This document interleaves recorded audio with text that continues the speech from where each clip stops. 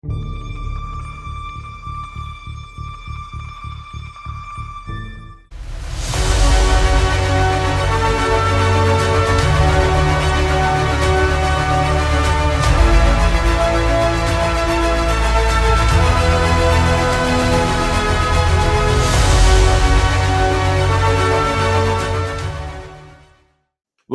hello, everybody, and welcome to another edition of Average Superstar TV. I am your host, Lauren Lepre. Please hit that subscribe button on YouTube, Spotify, Amazon, iHeartRadio, and Stitcher. And folks, we're back at it this week. Boy, I'm definitely called this week's show definitely a special guest. The big film out there right now is Terrifier, which I'm so glad I had a small part to do with. But this girl right here, I'm telling you, everybody's talking about this cast. Everybody's talking about the kills. Everybody's talking about these amazing scenes. And this girl's scene, what's this say, was maybe it stole the show, but there's a lot of moving parts to this film. Everyone did really great. So with that, I will say, let's welcome from Terrifier-2, Casey Hartnell. Yeah, thank you so much. Hello, everyone. Yeah, well, Casey, I'm just kind of curious right off the bat, how has the weekend been? Because I know you were a working actress, you've been in TV and film. Has your phone just been maybe blowing up a little more the last week? Yeah, it really has. It's been really exciting to see people going out to the theaters and watching Terrifier 2 on a big screen and how excited people are. And even people who haven't seen Terrifier, the first one, are like, I want to go see this. Either they're skipping the first one and then watching it after, or they're going to watch it before and then go to the theaters. So it's been really, really fun to even just hear people's reactions to one or both of the movies now. So, yeah.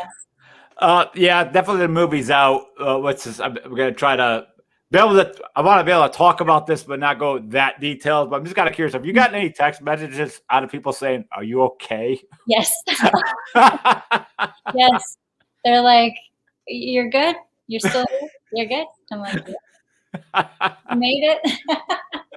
Yeah, it actually is funny for we're coming up on a year anniversary, but last Halloween, David and Damien were at Chiller signing autographs, and then they came to the Fright Factory on Halloween night for an autograph signing. So that's where I spent my Halloween, was with those two. Nice. And at that time, Damien's like pulls his phone out. He's like, "Are you ready?"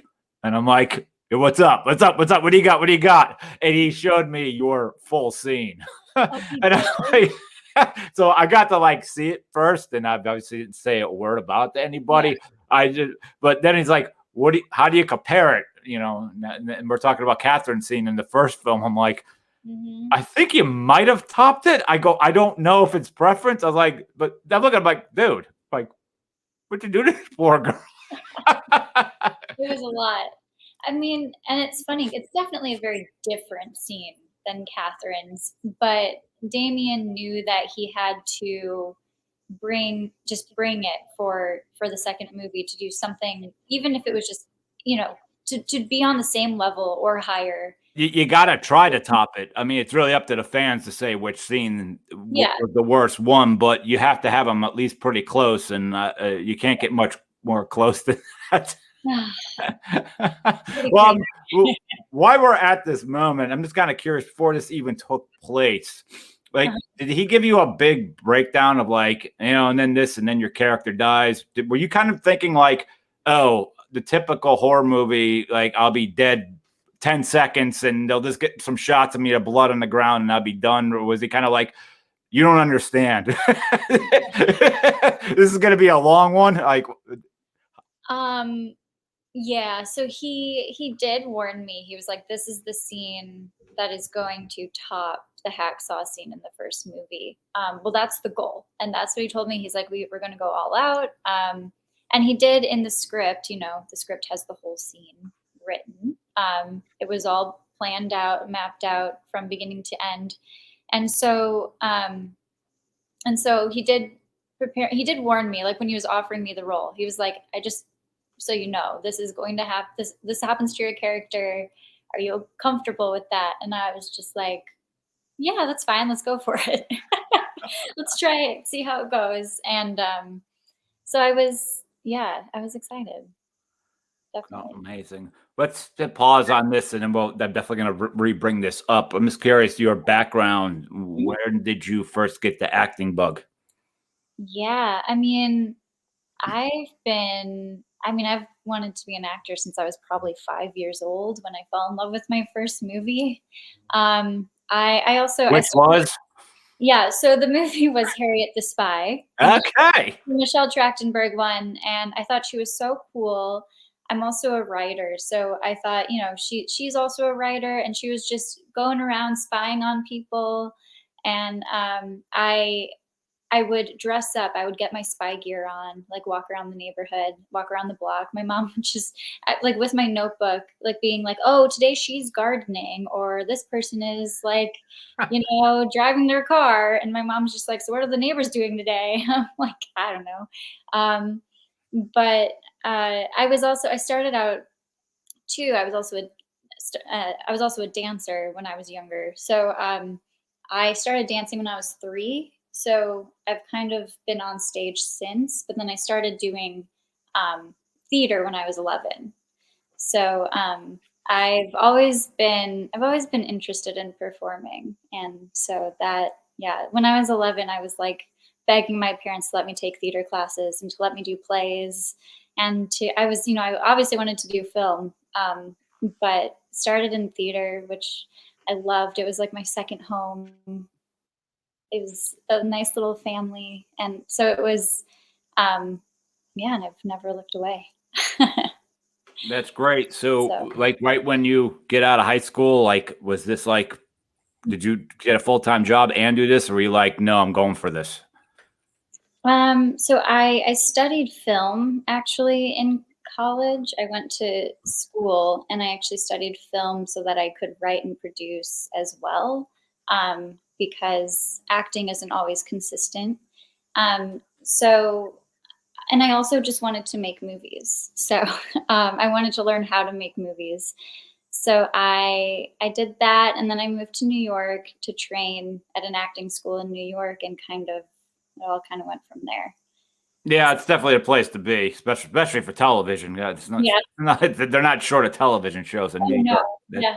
Yeah, That's for sure. absolutely. Mhm. So So, w- were who were the people you idolized growing up? Like, who was the role model?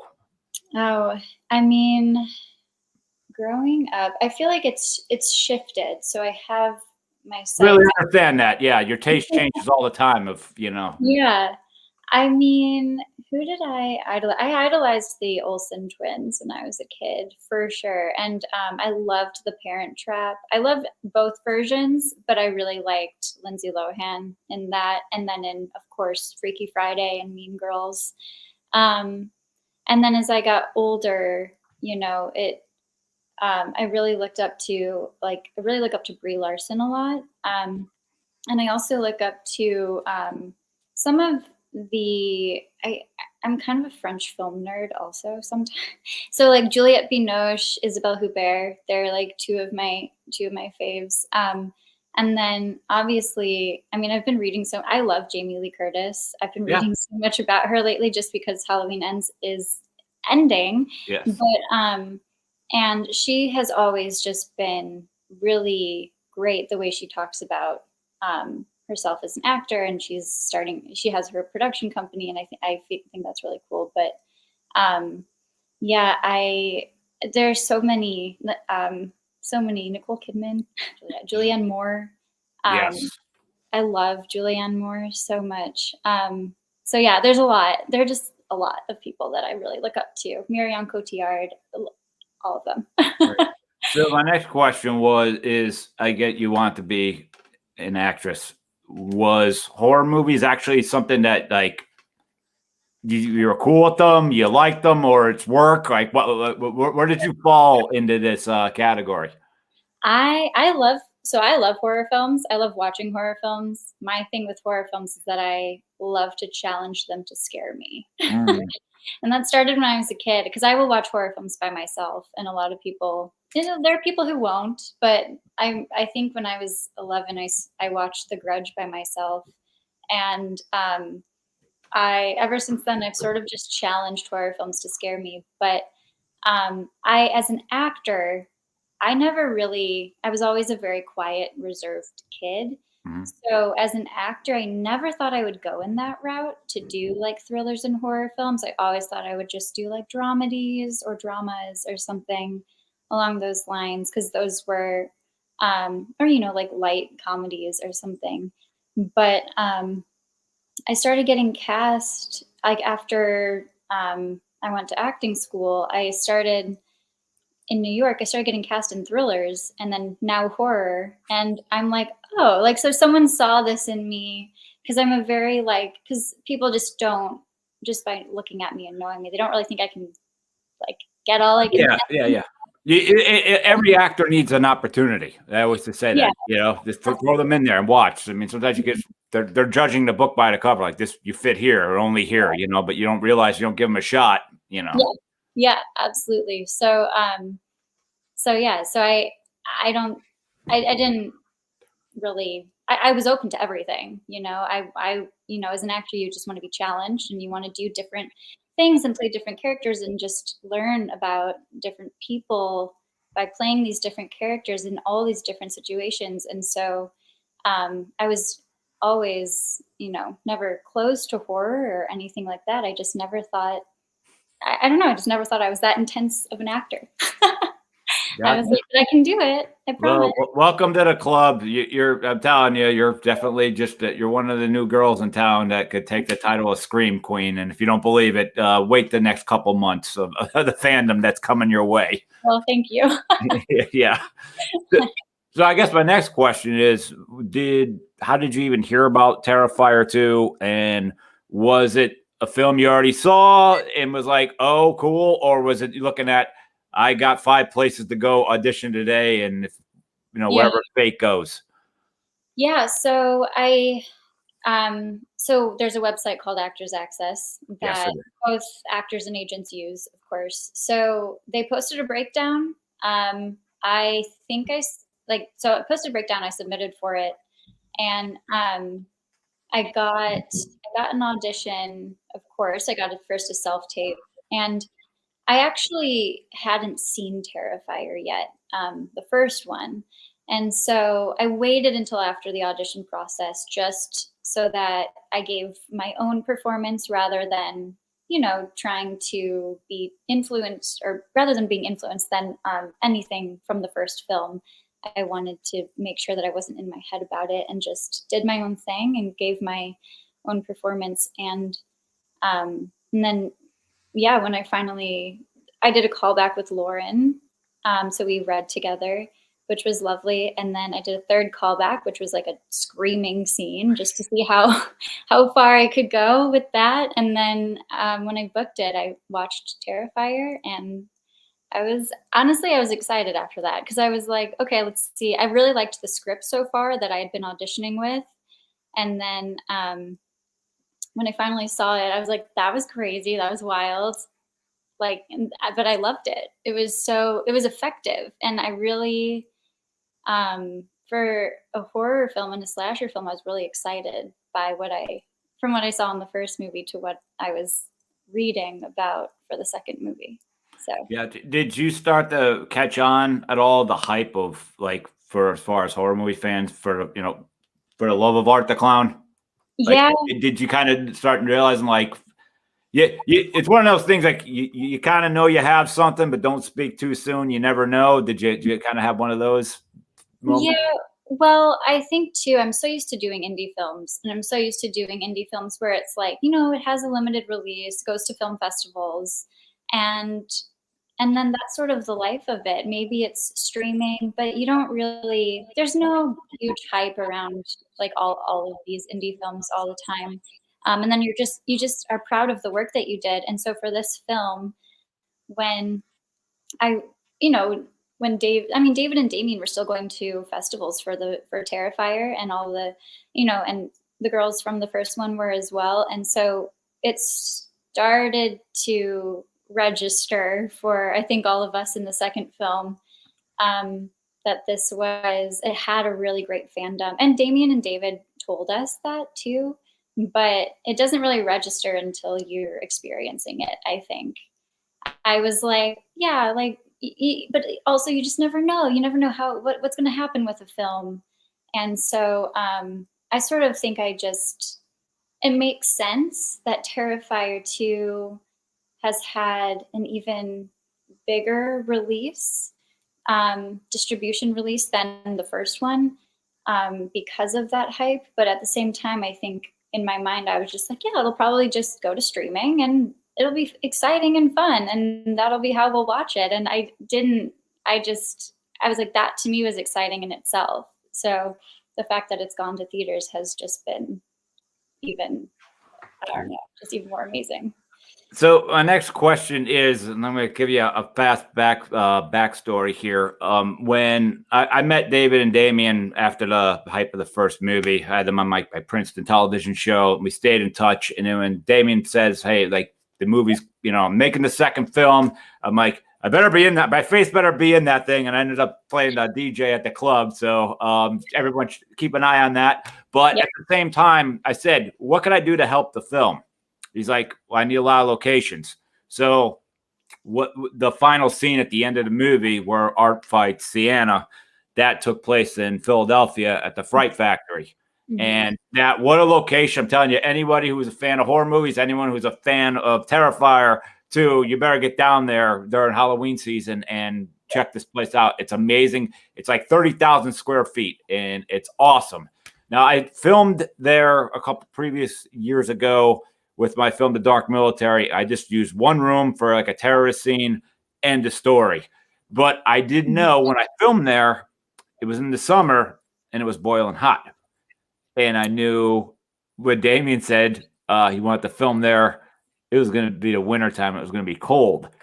And then I knew Lauren Lavera through the scene, that acting scene in Philadelphia. That's where we're both from. And as soon as I saw her outfit, I was like, oh no, she's gonna kick me in the freaking side of the head because I know the girl knows karate. I was like I'm sitting, I'm like, does she throw that armor down and like maybe get a pair of jeans and a sports bra or something? Because I was like, she's gonna be freezing in there. So basically, when we filmed there for I don't know exactly how many days. I know I was there like 16, but it was November, and it was dead winter of February, and then COVID hit. So it was freaking cold. So my big build-up question for you is, for how all that blood and guts you had to wear, was it at least warm where you're at? I'm sorry, kiddo. I'm way sorry for you. No, I don't feel as bad for Lauren. It was so cold. I feel like the majority of filming was over the winter, regardless. So we filmed obviously before COVID up until March, the beginning of March. And then we filmed that big scene at the end of 2020, but in December. So first he was like, maybe August and September. And then he was like, maybe October. And then it was December. And we had to film it in December. And it was like 30 degrees. We filmed it upstate. We had heaters, but we had to turn them off while filming the scene. So there was no actual heat in the building or in the barn that we were in. Was this was this the Albany shoot? Yes. Okay, all right. I remember. I was just like, I want to go. It's just too far away. But so was that was a built set for you guys for that? Yeah. So they built a set in a barn, and it was really cool. It was great. And then so they built the bedroom there. So they built Allie's bedroom and Sienna's bedroom, because in Sienna's bedroom there had to be flames. And then in Allie's bedroom there had to be some blood. So she used the word some. Little. Yeah. A little bit of blood. But it was so cold. They had heaters, and in between each take I would just like huddle in front of a heater, and then they'd be like, okay, go, brace myself for this. So it was 5 days. It took us 5 days to film that scene upstate. So it was 5 days of adding effects each day, and then 5 days in the cold. It had snowed as well. There was a lot of snow on the ground. I remember that. And so it was, yeah, it was pretty wild. It was very cold, but it was kind of thrilling at the same time. We were all just delirious and having a lot of fun.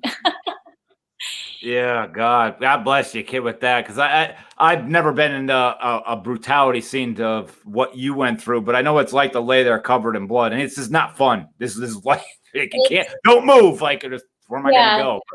I David remembers this, and for some reason, I think I do vaguely remember this, but supposedly I got stuck to the carpet. Um, and I had so much blood on me that I was like on the floor, and I just like got stuck to the carpet and had to like peel myself off of the carpet because the blood was just everywhere. Yeah. Well, I mean, I could stay in this spot forever, but what do you have any particular moment of the film that is your favorite? During making it, like making it. 'Cause Well, they're making, a great group of guys. yeah, Oh, yeah, of course.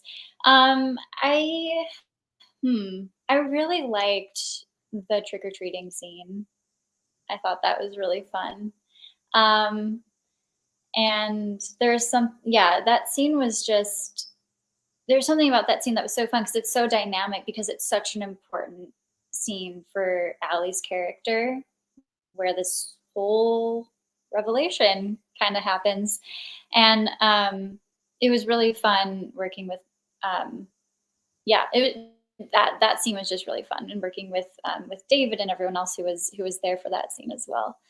So yeah, I do remember that, and having a bowl of candy, just passing out candy. Felt like hope you got to eat the candy when you wrap the oh, we scene. definitely ate the candy. Out of curiosity, when the scene's done, well, actually, not just for the first day. I'm talking because I don't think any of those 5 days were probably good for you.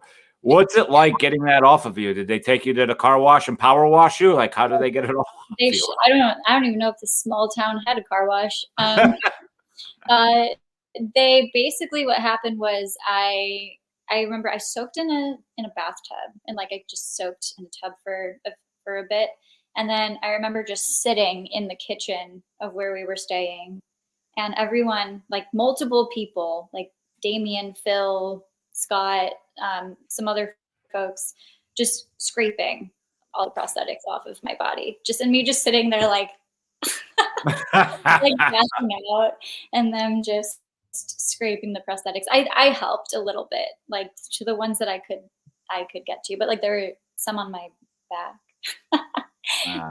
that like I don't know. So it was just, and it's a process getting that off. There's some, I can't remember what's in it, but there's some solution that Damien had that smells like Fruit Loops. It smells like Fruit Loops. I just remembered that.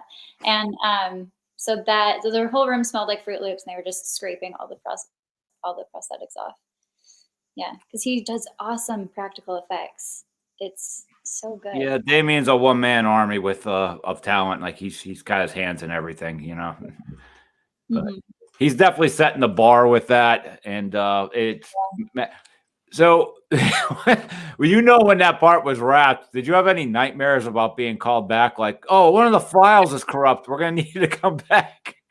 You know, I actually didn't, because I think it was really, I think we felt pretty, I don't know, for some reason I just didn't think, maybe I just didn't think that would happen. I think by the end of it, I was just so tired that I was just like, I actually went on a road trip. It was actually my birthday right after we filmed that.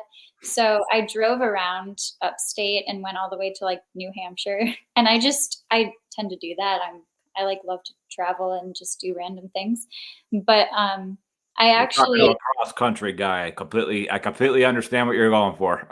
yes, I love that. Yeah, I love road trips. And so I just drove around upstate, went to New Hampshire, and I was just kind of, and there was this huge blizzard too. So after we filmed, I was like, okay, bye, like, bye guys, and I just like get in a car and drive off, and there's a blizzard came, and but yeah, I feel like that sort of was a very, it was a nice thing that I think I did for myself. It was, not only was it my birthday, but it was also very nice to just sort of like decompress after that and Did just you make drive. Concord? I always liked Concord up there.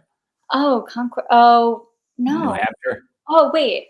Where did I go? No, I don't think I didn't go to Yeah, Colorado. yeah, I like that place, but I mean, it's small, it's a very small state, but yeah, I'm always curious when someone says a state. I'm like, where'd you go? Because like yeah, I've done cross country like 6 or 7 times now, so yeah, I think it's the best way for everybody to cleanse their soul and just Yeah, reset and just understand why we're here, you know? totally. I agree. Love it. Yeah. So I was out of curiosity. In the last week, did like your family members get to see this film? I honestly, I don't think my family um, has seen it. No one has told me that they've seen it. My mom told me that she doesn't think she's going to be able to.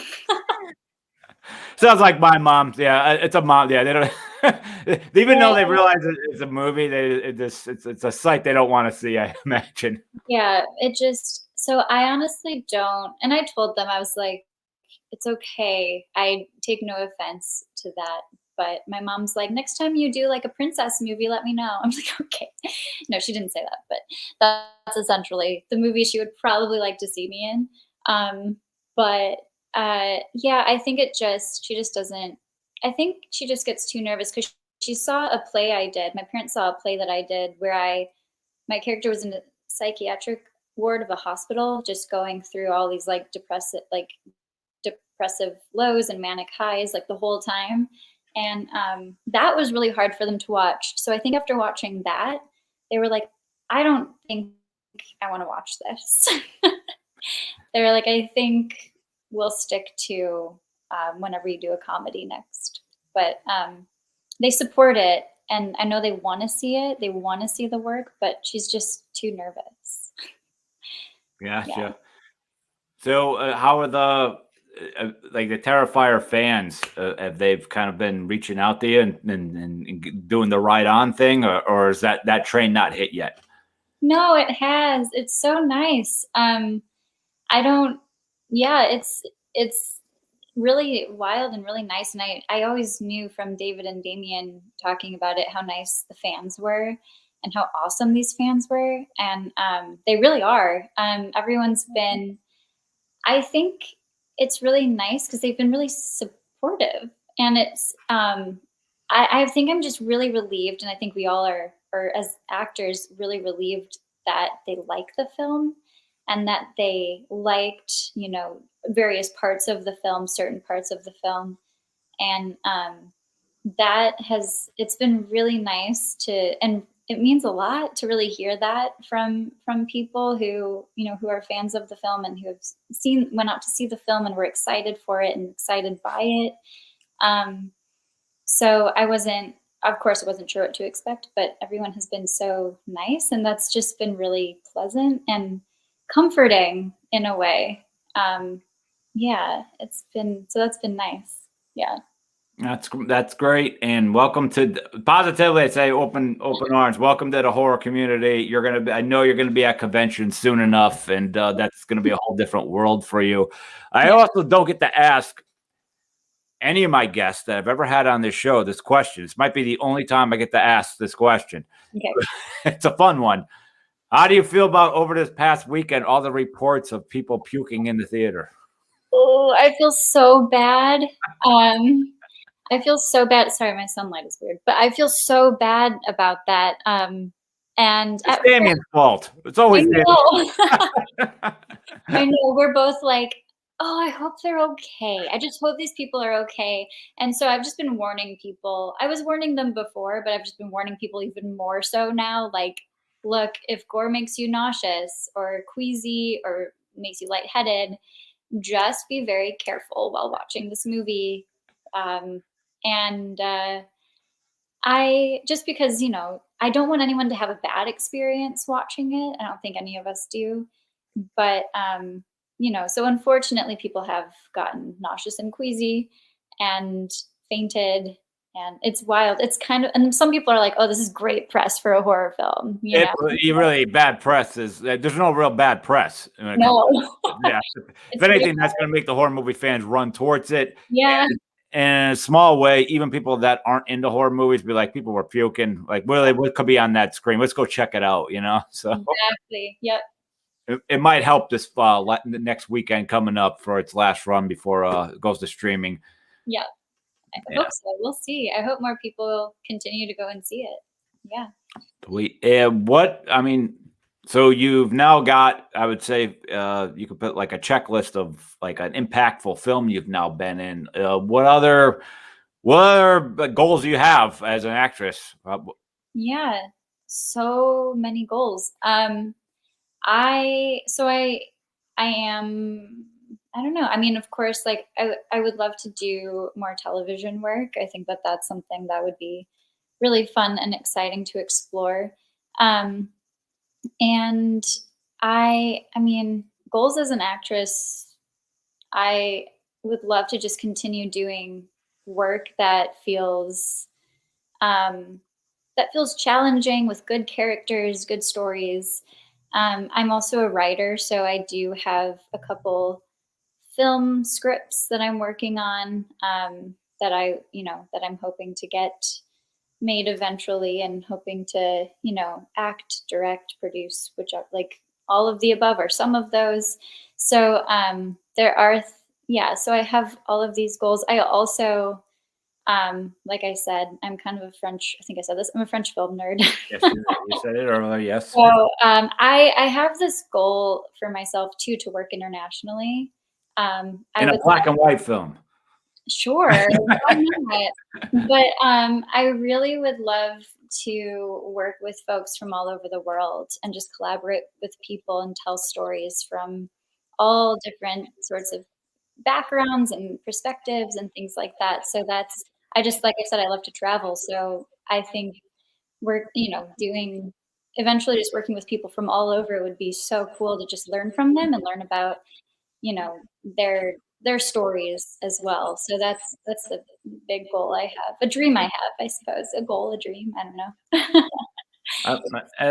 Hey man, I like it. That's you run with what drove you to being an actress anyway. I mean, it's Yeah. just that's what anyone's supposed to do. You're supposed to run towards your passion. So those are your goals. Good luck. I hope you hit every one of them. And any more that pop in your head, I hope you get those too. Yeah, thank you. Yeah. Is there anything I'm giving you the floor as we get ready to wrap it up here? Is there anything you would need to plug anyway if anyone getting a hold of you? Anything new besides Terrifier-2 coming out? Nothing to really talk about just yet. Okay. But I guess to get a hold of me, I'm on Instagram and it's just my name @Casey Hartnett. And that's pretty much that. But yeah, I mean, I've really loved being kind of diving into the horror genre in this way, and the horror community, and it's been so fun. And I'm just really excited to see what happens next. No, you did a fantastic job. You definitely have, I would say, going forward, when horror movie fans always love to talk about certain parts of films, and particularly the kills. I think like that top list, I think you just crammed yourself in there. Like, I'm here, bitch. Like, Really, we did it. Yeah, you did. Yeah, if this doesn't like be frozen in time in the horror movie community, I don't know what people are watching. So, right. Yeah. Well, thank you. I'm just glad that people have liked the scene. That's the goal, and I'm just glad that they've enjoyed it. Yeah, well, they have, and will continue to. And yeah, welcome to the horror community. You're now a scream queen. It's all coming. I love it. Yeah. All right. Well, Casey, thank you so much for stopping by. Thank you for having me. I thank this audience for taking the time to check us out. We drop a new show every Monday morning. Please hit that subscribe button on YouTube, Spotify, Amazon, Stitcher, and iHeartRadio. And with that, Casey, I'll say thank you again, and I will see everybody next week.